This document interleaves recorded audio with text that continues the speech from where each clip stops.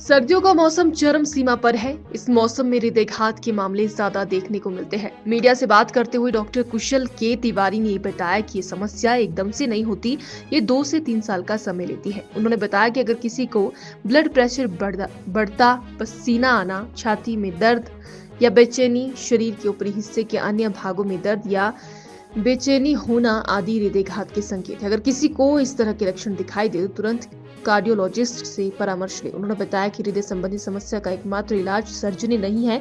अगर समय पर इसके लक्षणों की पहचान हो जाए तो नियमित योग करके अपने खान पान में सुधार करके इस समस्या से बचा जा सकता है। जी सर, जैसे सर्दियों के मौसम में सर्दियों को लेकर हार्ट के पेशेंट बढ़ रहे हैं, तो उसको लेकर आप क्या कहना चाहोगे, क्या सुझाव दोगे?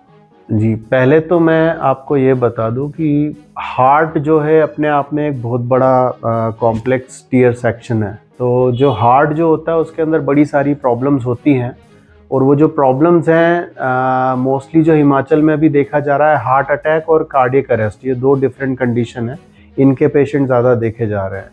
तो हार्ट की कोई भी प्रॉब्लम सडनली नहीं आती, ये तकरीबन 4 से 5 साल का समय लेती है। उसके बाद धीरे धीरे बढ़ती जाती है, कई कई बार ये 10-10, 20-20 साल का भी समय ले लेती है, ईजीली डिटेक्ट नहीं होती। तो हार्ट की कंडीशंस को लाइटली नहीं लेना चाहिए। अगर आपका ब्लड प्रेशर फ्लैक्चुएट हो रहा है या आपका बॉडी टेम्परेचर फ्लैक्चुएट हो रहा है, तो अब हार्ट प्रॉब्लम्स आती किन पेशेंट्स को है, पहले उसके बारे में बात कर लें। आजकल आपने देखा होगा कि बिल्कुल स्लिम ट्रिम बंदे भी होते हैं या लोग होते हैं जो फिट भी हैं, उनको भी हार्ट इश्यूज आ रहे हैं। तो ऐसा नहीं है कि हार्ट प्रॉब्लम सिर्फ मोटे लोगों को या किसी को भी, हार्ट प्रॉब्लम्स बेसिकली आपके रूटीन के हिसाब से आती है। एक ओबेसिटी, अगर किसी को मोटापा बहुत ज़्यादा है तो उसके कारण भी हार्ट प्रॉब्लम आती है, क्योंकि वो ब्लड सर्कुलेशन को फ्लैक्चुएट करती है। दूसरा, एक्सेसिव कैल्शियम नोड, अगर बॉडी में एक्सेसिव कैल्शियम नोड्स क्रिएट हो रहे हैं और आपकी कोरोनरी आर्टरीज में, जो हार्ट की जो धमनियाँ होती है खून की, अगर उनमें ब्लॉकेज बनती है तो आपको हार्ट अटैक या अरेस्ट के चांसेस बन जाते हैं। उसके बाद लैक ऑफ ऑक्सीजन रेट, अगर शरीर में ऑक्सीजन की क्षमता कम है, आपका ब्रीदिंग इनटेक कम आ रहा है, लंग्स वीक हैं, तो भी आपको हार्ट प्रॉब्लम्स आ सकती हैं। विंटर्स में ज़्यादा देखा जाता है क्योंकि मांसपेशियां सिकुड़ जाती हैं और उसके कारण हार्ट इश्यूज ज़्यादा क्रिएट होते हैं। एक्सेसिव कोलेस्ट्रॉल, अगर बॉडी में कोलेस्ट्रॉल की क्षमता ज़्यादा बढ़ चुकी है तो वो धमनियों के आउटर एरियाज़ में, उसके किनारों पे जमना शुरू हो जाता है, जिससे खून का बहाव रुकता है। उन कंडीशन में भी हार्ट प्रॉब्लम ज़्यादा जनरेट होती है।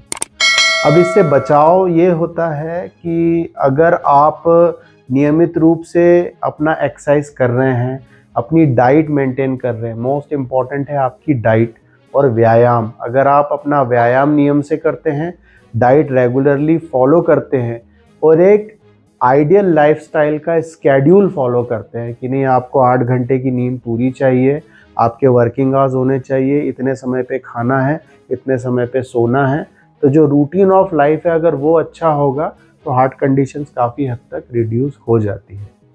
और एक बात और मैं सभी पेशेंट्स को बताना चाहूँगा, या जो लोग इसे सुन रहे हैं उन्हें बताना चाहूँगा, कई बार लोग सीधे हार्ट सर्जरीज़ की तरफ चले जाते हैं। आई सजेस्ट यू, अगर आपको कोई अभी मिनिमम या एवरेज हार्ट प्रॉब्लम्स आ रही हैं तो सीधे सर्जरी की तरफ ना जाएं, किसी कार्डियोलॉजिस्ट से स्पेशली मिलके डायग्नोज करें। या एक बड़ा सिंपल सा टेस्ट होता है कोरोनरी सिटी स्कैन। तो कोरोनरी सिटी स्कैन करके एक स्कैनिंग होती है जो हम सिटी स्कैन के अंदर करते हैं। इसमें हार्ट की धमनियों की जानकारी आपको मिल जाती है कि उसके अंदर ब्लॉकेज, खून का बहाव या उसमें रुकावट कितनी ज़्यादा है, उसका एक एक्सेसिव परसेंटेज आपको मिल जाता है। अगर आपका डैमेजिंग लेवल 70% से ऊपर है या खून और धमनियों का बहाव 70% से ऊपर रुक रहा है तो सर्जरी रिक्वायर्ड होती है। अगर 70% से नीचे है तो उस स्थिति को एक्सरसाइजेज और डाइट से कंट्रोल किया जा सकता है। सर, ज़्यादातर ये सर्दियों में देखी जाती थी, गर्मियों में?